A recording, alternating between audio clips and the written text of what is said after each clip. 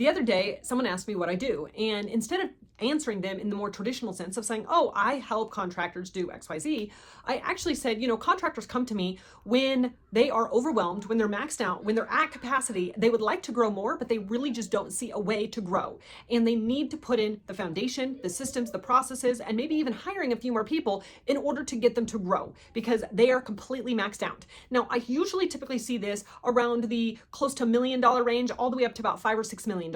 And they're trying to get to the $10 million mark, but they just cannot do it. So one of my newer clients has been stuck at about $3 million for a couple of years, and they just cannot get past that point. And they're working 60 hours a week minimum. They are completely maxed out. It's 3 different owners, the husband and wife, and then there's a operations manager that's the third partner, and they're all owners, and they just are maxed out. They literally are wearing too many hats. They're juggling too many balls. They're putting out too many fires, and they don't know where to turn. And so today is when we had our strategy call. And so I want to give you a glimpse into what it looks like to actually have a real strategy conversation around your business and create that path forward so you can actually grow your business without maxing out your capacity even more, without working more hours, and without having to continue to wear all the hats, do all the things, juggle all the balls, put out all the fires, and so on and so forth. Before we have our strategy call, there's a couple of different things that they prepare ahead of time. One is a project audit. So we go through the different types of projects that they do, how much revenue they generated from those projects, and honestly, whether or not they like the project. Is it a project that they want to continue working in, or is it a project that they really don't enjoy and they don't really want to do more of? They've just kind of had to. And they've had to do those because they need the money to come in so that they can pay for the overhead and keep their business running. So that's the first document that I have them do. Now, the second document that I have them do is going through all their numbers and really understanding what their numbers are. Because if I don't know where you are currently at your business, where your finances are, what your revenue is, what your net profit is, what your gross profit is, it's really hard for me to create a strategy and find the leverage points. Because if I were to just go, okay, let's put in systems and processes and let's start at the beginning and work all the way through, you may not actually have the bandwidth to do that. And it's really trying to find the kinks of the hose that are not going to actually help unkink the hose. And so if you think of a hose and you have 3 kinks in the hose, and if you're focusing on that middle kink, you're not going to see any result of fixing that middle kink because you still have 2 kinks on either side of that. And so when we look at leverage points in a business, we need to find the places that if we fix that point, then it's going to give us more resources and it's going to help our business grow and it's going to increase our capacity, which will then help us tackle that next thing. And so strategies are great in the sense that you need to map it out. Okay, I want to be here in the next year, 3 years, 5 years, and this is kind of where I need to go. But then people stop there and they think that that is the roadmap that they have to follow. Instead, you need to see that and then you go, okay, what is my most immediate constraint in order to get to that point? And then when you do that, then you have to take that next breath, that next pause, that next strategy and go, okay, what is the next thing? So this particular company, we went through their numbers, we went through their project audit, and then we also went through how much time their time is worth. And I use a time worth calculator. And so when you go through that and you understand how much your time is worth, it helps you decide whether or not something is going to be a valuable asset to your business or whether or not something you just need to drop and leave and move on. So once I have all of these things, we have a conversation together. And today's conversation, and the reason I'm bringing this up is because I think it'll be beneficial to you and I think it'll help you find leverage points in your business so that way you can actually grow your business and get unstuck. In fact, if you watch this whole video, I bet you'll be able to find those leverage points in your business and be able to grow your business, and then you won't even need to hire me. So when we had our conversation today, we went through and figured out where their leverage points were. The first leverage point we found was the amount of estimates that they were doing. Now, we consider these leads because they are commercial contractors and they only actually go after the contracts that they really want to do. Even though they have options to do hundreds of bids, they really pick and choose the ones that they want to do. So they focus on 20 leads. And from those 20 leads, they actually only get about 25 to 26% of those clients, which means that there are, out of the 20 leads in a month, there's about 15 leads that didn't become their clients. And so that becomes a leverage point. Now, that number was like 75%, then be like, let's move on and go find something else. Like, yeah, we could tweak things a little bit and make that a little bit more, but you're not going to win them all. And so that's not really a good place to spend our resources, to spend our time in fixing our business. In this particular case, though, with a conversion rate so low, that is a leverage point. In fact, if you're under 60%, it's a leverage point. You should be between 60 and 80% if all systems are firing in your business. And so we're like, okay, that's that's a leverage point. So then I asked them, what would it look like if we increased that number by, let's say, 50%? And so instead of closing 5, maybe you're closing 7 or 8. Like, what would it look like for your business? And they're like, oh my gosh, that would be amazing. And it's like, okay, well, what needs to happen in order for that to happen? And it's like, okay, that is when we were able to go to the project audit and see the different types of projects, how much revenue they're bringing in, and whether or not we like it. And so we could find that perfect match between, yes, I want to do more of these estimates, and yes, these are the ones that are going to help generate the revenue that I want in my business. And so when those make the perfect match, then we know where to focus our efforts. So they did 4 different types of jobs. 2 were very similar, but they were a little bit separated, so we kept them as 4 different categories. One of them, we're like, great profit margins. They loved doing that type of work, but the revenue on that was so tiny that it's not a big deal. In fact, I think it was like $20,000 per job for these like little tiny jobs, and they just take so much time, even though the profit margins are pretty good on them. The next one was renovations, and they do pretty well on those, and they like them. They're kind of harder to come by, but they do like them, and they make okay money on it. Then the fourth one, they do consulting work, and that one, I'm like, you're charging them how much for consulting?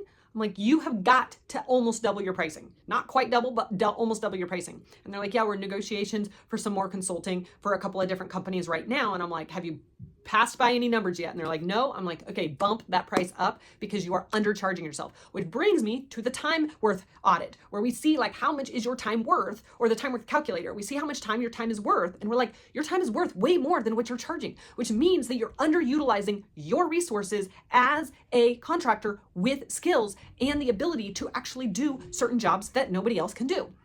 So once we found that leverage point, we figured out what specific type of business that they want to do, which was actually the 4th category.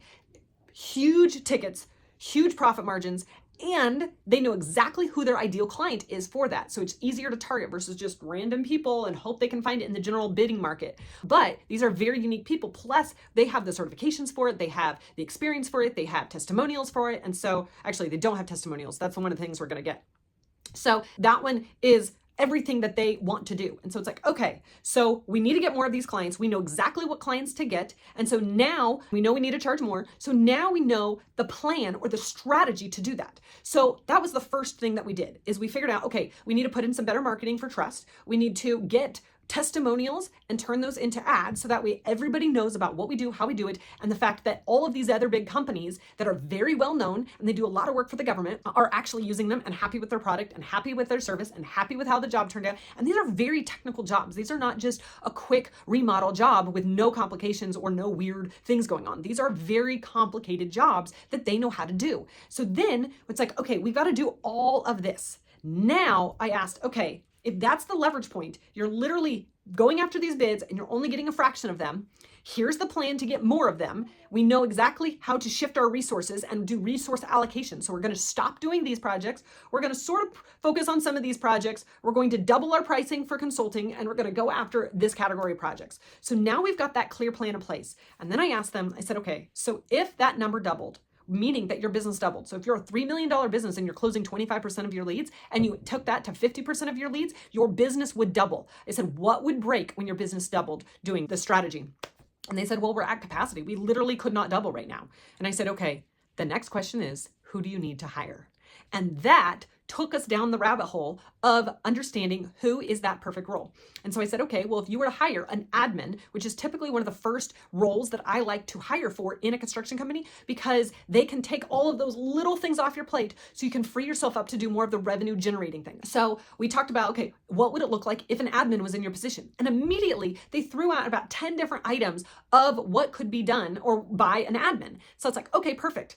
And then like, yeah, but we can't hire an admin because we don't have the SOPs and we don't want to spend months training them and we don't want them to not do a good job and we're all super micromanagers and stuff like that. And I was just like, okay, let's take a step back. We're not going to go there right now. What we're going to do is we're going to create a clear job description, because if you don't have a clear job description, you don't know what systems and what processes and what SOPs you need to put in place in order for them to actually be successful at their job description. And so then if you don't have the right systems and processes in place, then they don't know how to win. And if your employees don't know how to win, they will do a lousy job and need micromanaging. And so it's like, okay, we have a whole list of responsibilities that you need to do, but I bet it's not exhaustive. In the 3 minutes that they threw out ideas, I'm guaranteeing you that they did not actually tell me all the other things that could be done by an admin. So that is where we came to a time audit. And I said, okay, so all 3 of you need an admin. We may need to hire 3 admins, but Right now, you all need an admin, so it's time to do a time audit and to understand where your time is going and understand and label what is a revenue generating task, what is an expense task, and what is a delegation task.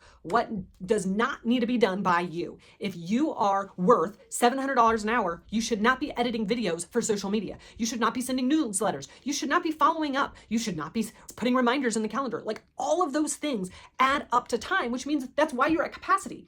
The very first step that they walked away with our strategy plan is to not go write more SOPs, to not go add more stuff, but to see where their time was going. The next thing that we're going to do is take that time audit and create a job description. And that is what I help them with. I'm going to help them create that job description, and then I'm going to help them find that person, whether it's helping them create job ads, whether it's helping them get a virtual assistant from the Philippines in there. And then from there, we now know, okay, here's everything that's going to take for this person to win. Here's all their jobs and responsibilities. And then now we can make those SOPs. We can make those systems and processes. And now is the time to actually do that. And that's where I do my strategy for doing systems and processes. And I do it my QP process, which is the question to process method. And so that is where I help you create a rock solid SOP that anybody can follow. And so that way your business is systemized. You can get somebody up to speed in less than 30 days, which normally takes 90 to 120 days to get somebody up to speed. But with having the right systems in place, you can actually get somebody up to speed and have them fully functioning and taking stuff off your plate within less than 30 days. And so when we start looking at the different things, instead of just blanketing some systems on their business, instead of just blanketing a bunch more stuff that we needed to do, it's like, okay, let's take that step back. Let's assess where we need to go. Let's see who we need to hire so we can offload tasks, so we can get our time back, and so we can grow our business.